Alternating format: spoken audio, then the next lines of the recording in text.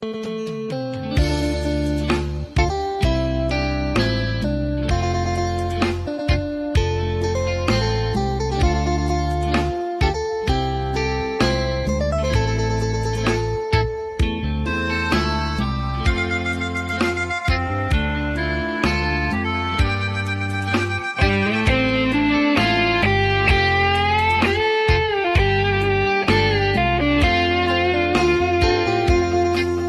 ้านมาไกล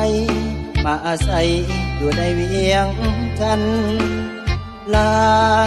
จากถิ่นฐานความฝันอยากเป็นนักร้อง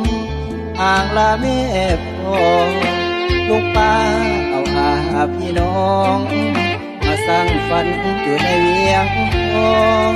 เก็บเครื่องของจากลาบ้านนาก่อนจากลาน้ำตาของข้าลงหล่น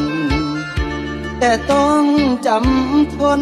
เพราะความจนนั้นเป็นปัญหากราบลาแม่พ่อลูกขอบกมืออำลาก็นานลูกจะกลับมาถ้าหากว่าฝันลูกเป็นจริงอยู่มาบ่ดนก็พบคนใจดีที่เมตตาอาจารย์คำพายนั้นนาให้ความเมตตาเป็นที่พักพิงมอบทเพลงให้แนะนำสอนสั่งทุกสิ่งให้ฝันเฮานั้นเป็นจริงอันนี้บอกขอลืมลาจากเพลงนี้อาจมีเพลงหน้าต่อไปทุกคนสวยเป็นแห่งใจ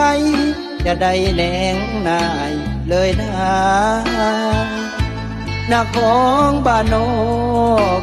คนนี้ขอความเมตตาตาดีบอกขอลืมลาแห่งใจแฟนๆทุกคน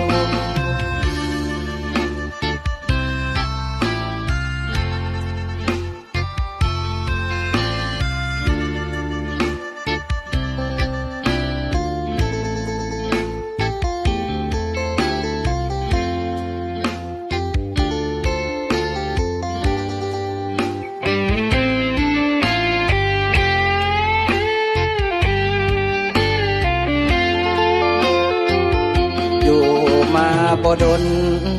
ก็พบคนใจดีที่เมตตา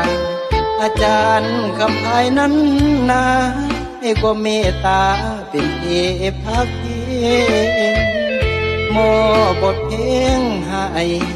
แนะนำสอนสั่งทุกสิ่งให้ฝันเฮานั้นเป็นจริงอันนี้บอกขอลืมลาจากเพลงนี้อาจมีเพลงหน้าต่อไป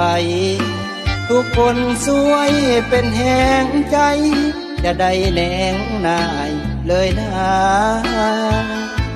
นักของบ้านนอกคนนี้ขอความเมตตาตาดีบอกขอลืมลา